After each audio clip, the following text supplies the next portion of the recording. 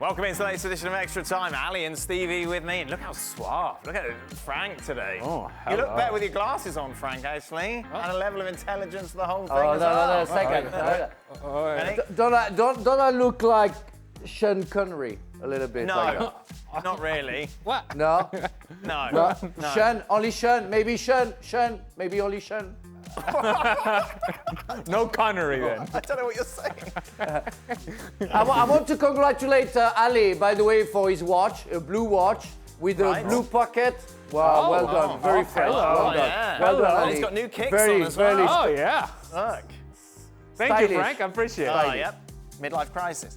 Frank, how does it feel to be correct about sloppy Real Madrid and Chelsea as favourites in the Champions League quarter-final? You text me, didn't you, after the game saying, I told you so? Well, you know, we had that discussion, I think, and Ali and Stevie were there in the studio when we talked about it. So it might be one mistake from Real Madrid. Benzema didn't play, so we can't make a statement about that. We have to see what's going to happen very soon, next game and the game after, before saying, yeah, Chelsea really the favorite. I think Chelsea is better than Real Madrid. It was my feeling. I know some fans weren't very happy about that. They think I'm a Paris Saint-Germain fan. They forgot that I was a Marseille captain. But I think that, again, Paris lost and Real Madrid didn't win. That's what I felt, that the game that I saw, especially at Santiago Bernabeu. And I'm not surprised. I'm surprised by Barcelona, but I'm not surprised by the game that I've seen from Real Madrid against Barcelona. Sounds like a PSG fan.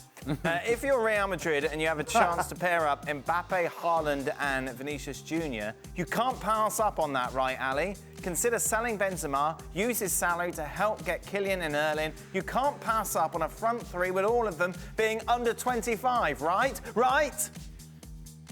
Yes, you can. But he's put right in capital letters. Twice. Twice. Must be right there. Yeah.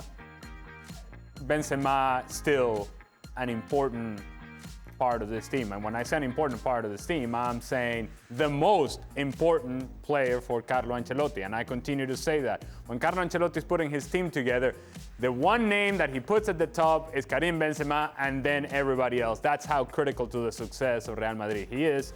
I think if you're making investments and you're making decisions about the future of Real Madrid, you start to consider what are you going to do with that midfield three? Because those are the guys that are real concern now for Real Madrid. How do you get players in place that are going to be able to take the positions of Toni Kroos, the position of Casemiro, and eventually the position of Luka Modric?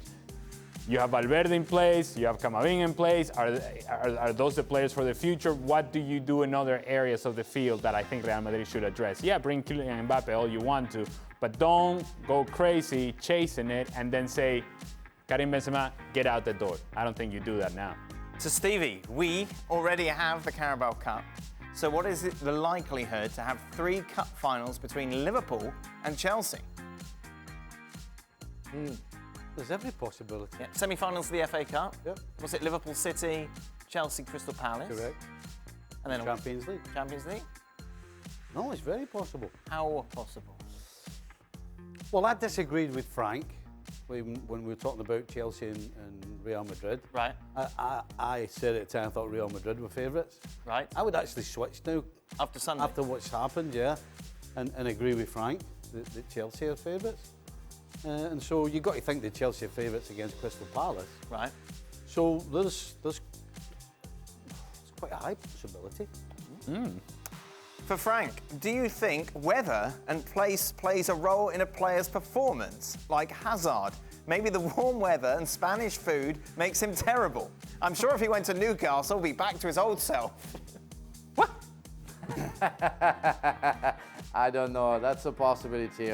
I'm very sad because we saw the best of Hazard when he played for Chelsea, and we almost saw nothing of him playing for Real Madrid. And I don't know why. I don't know if it's the lifestyle, the food, or whatever, the sun. And would he be better, playing for Newcastle? yeah, maybe you're more focused on what you do when you play for Newcastle because, you know, it's different than being in Madrid. But I think it's more in his head. It's nothing to do with. I talked to him when he played for Chelsea. I have to say, he was living close to the training ground, and I say, "Do you go sometime to London to visit London like we used to do with Zola, Di Matteo, Vialli?" He said no, and he was there for like 3 years. He said, "I never been to London." He was in Cobham, you know, close to the training ground. Wow. So I think it's not about Madrid. It's only about him. And the way he feels football, or he doesn't feel anymore football, and that's where he has to find the solution. I guess he's a little bit late now. This is how deep the situation has become from Eden Hazard. I mean, and how out of mind he is. In the conversation leading up to El Clásico as to who was going to take the place of Karim Benzema, Hazard wasn't even close to the conversation. Nope. All sorts of other names came around, and Hazard wasn't even discussed. He was nowhere near the field. And when Ancelotti needed players to come on the field, to make some sort of difference, to give a different look to the team, nowhere near. Mariano is running out there. And it tells you very clearly where he is and how far he is from actually taking part in an important role for Real Madrid. There is none of that for Eden Hazard. What about this for a question? Stevie, which manager has done a better job reviving their squad this season? Vieira at Palace, Xavi at Barcelona, or Arteta at Arsenal? Wow. That's not that's Easy, not easy. It's not. What- I don't think what- it is easy, Frank. Well, go on, because- Frank. Why is it easy? Oh yeah, Xavi. I mean, we saw the darkness of Barcelona. We see one of the most beautiful comeback we ever seen in a short time. Really, Xavi came and changed everything. I think Barcelona were 11th, I think, before he came. The third, they just beat Barcelona away from home in Clásico. Frank. I don't know where you got that from. We're ninth. No, 11. I say 9th. Well, I wasn't that far. Come on. And really well. Yes, Arteta is doing great, and of course Vieira is doing absolutely fantastically for Palace. But we are talking about Barcelona, and we were ready to say, well, that's almost the end of Barcelona. It's going to take ages for the club to come back, and the guy just come back from Qatar and changes everything. And Barcelona is fighting for the title. Is for sure going to be in the Champions League last season, where 2 months ago we were doubting about that. Now, for me, Xavi, with all due respect for the two others, Xavi first spot. Yeah, Barca in the relegation zone when he took over. Listen, I actually agree that Xavi is the correct answer. Okay, But I don't think it's easy. right. I mean, Patrick Vieira going into a place like Palace, everybody had them doomed to relegation, and now they're absolutely and probably will be under him an established Premier League side. He didn't get to go out and get the players that Xavi did. Yep. He had to work with what he had, and you could say the same thing about Arteta at Arsenal. He's made a couple of decent signings, but he had to work with what he had, and he's got them into the top four. So I don't think it's an easy answer. I think Xavi is the correct one, but yeah, the other two have done fantastic, particularly Vieira. I think we underestimate how good Vieira's done. People keep asking if you're going to apologise for your comments about Xavi when What did I he say? first signed. What did I say about Xavi? I think he said that he wanted to get them playing the Barcelona way once again, and you say, well, good luck with that. Look at the players that you have. Right. And now people want you to apologise because they are playing the Barcelona way. Right, okay. I don't know, I'm just going to wait. Ali's just going to jump now. No, all I'm saying is Can't that believe at you that said time, at that time, he did not have the players available that he has now. He was depending on Ferran Juglat to score goals. Yeah? So those comments were fair then. I'm not backing up from those And there will comments not at be all. an apology. And there will not be an apology coming, not now and not anytime soon. So keep waiting if you want it, but it ain't coming. Who's qualified for the Kidding World me? Cup? Who's qualified for the World Cup? You're doing the coverage, aren't you, Ali? Italy or Portugal? Ooh. Ew. I'm gonna say Italy. Not a given, of course. They could No. both miss out. Absolutely. They could lose to Turkey Yeah, and North or North Macedonia. Macedonia, and exactly. I'm going to say Italy just. And it's going to be barely, and it's going to be very tight and very stressful. I'm going to say Italy. Take the under, I think, in those games there. Yeah.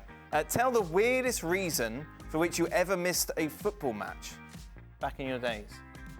You ever missed one for a strange reason? I only ever missed one. And it was the very first one as a professional. Oh. My very first game, I was supposed to play in a pre-season match in Ayrshire, which is... I was going to say it's a 40-minute drive from my house, but the place was called Glenafton in Ayrshire. Okay. Which was a 40-minute drive from my house. Right. But I was supposed to be getting picked up half a mile from my house by a couple of the other players. So I go for my pickup time, and I wait, and I wait, and I wait, and there's nothing happening. So now I'm late. So I've got to run home. I run half a mile home. I've got to persuade my dad to drive me to Glenafton, which is 40 minutes away. Right. It's my first game as a professional. And my dad goes, "Are you going to give me petrol money?" I went, "Of course I'll give you petrol." I said, "Look, can you take me?" And he's like, "Oh." No, he must have been watching Panorama or Coronation Street or something. He was like, Wow. He was like, "Oh, right." Anyway, get in the car. And of course, back then, there was no motorways around. It was all like just 2 lanes. Yeah. And the speed limit everywhere was like 30 mile an hour. Right. He's doing 29 and a half mile an hour. And I'm like, I'm going, "Dad, this is my first game." Yeah. And he's like, "I will not break the law. It's your own fault you're late. Take responsibility." I'm like, God. Oh, man. Anyway, when I get there, they're kicking off. No. Yeah, kicking off. So, of course, I slouched them in the corner. Yeah. Come in after the game's finished, and the manager just looks at me and goes, "That's a good start, isn't it?" Walked away. Yeah. So that was my introduction. Wow. Did your dad stay and watch the match? Well, he had no choice, didn't he? Oh, he had to take me you back. home as Aye. well. There you are. It's your... Well, I got that all the way home as well. Remember that petrol money? Yeah, right. I was like, yeah, right. I never gave it. No? No, Oh, because you didn't get your bonus. Oh, stop. Did you ever miss a game for a weird reason, Frank? A weird reason, I don't know, but I remember the first game of the second season that I played for Chelsea. I didn't say anything, but I had stomach pain for like, I thought it was stomach pain for like a month or two.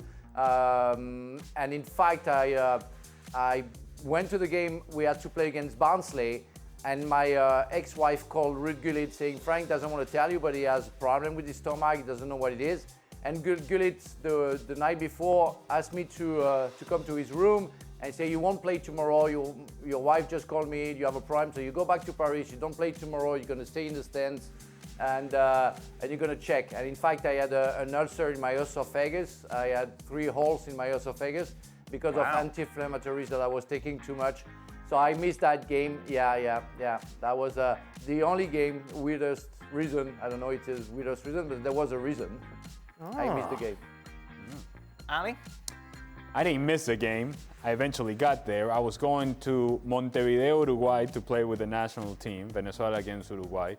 And I was coming from Houston, I believe, and there was a hurricane that we had to fly around, or I had to fly around. That was, first of all, the flight was delayed hours upon hours upon hours. I'm coming, I'm not coming, I'm coming, I'm not coming. Eventually we take off, we have to fly somewhere down to Central America, land in Costa Rica. Eventually I'd catch another flight and get to Argentina, I believe, Buenos Aires, and then from Buenos Aires took another flight to Montevideo. And the game was at 7 o'clock, 7:30, whatever, it was at night. And I got there maybe at 4:30 in the afternoon. Oh. And of course, I didn't start, played about, I don't know, 20 minutes at the end of the game, then got on a flight the next day and they had to do the same thing. Beautiful. Yeah. Beautiful. I remember it, but it wasn't worthwhile. Final question. After Dan's online poetry contest on Monday, we had some good poems, Stevie. Aye. What is the percentage chance that more poems have been written about Stevie than about any other person in the history of the human race? Do you want to hear Kay's one? Let me find Kay's one again in a minute. What is What's that? that? Is that you? How did that happen? No idea. Okay, here we go. This is Kay's one. Oh, wait, this is good to... Right. There was a man called Steve. In gourmet food, he did not believe. Shepherd's pie was his wish for every single dish, but no sweet corn, or he might heave. Hey, what? Spot on, Isn't mate. that good? Spot on Yeah, as well. exactly. Accurate. I could have written that myself. Frank looks a bit like a poet, doesn't he? You can imagine him sat there under a tree, Yes. writing poetry, looking at Yeah, himself you know, in the mirror. think, Yeah, thinking looks like like that, something, you know, yeah. Like chewing the back of the glasses, like the leg of the. Chewing, The the glass. glasses would be on a lanyard. Yes. Oh yeah, the Frank. glass like that, like that, like glass. Yeah. The glass like that, like that. Yes, Yes, exactly. that's it. Yes. That's the one. Yeah. Is that Frank Connery? Yeah, nothing so far. Nothing. Nothing. Just empty. Thank you very much for watching ESPN FC on YouTube. For more highlights, analysis, and exclusive content, be sure to subscribe.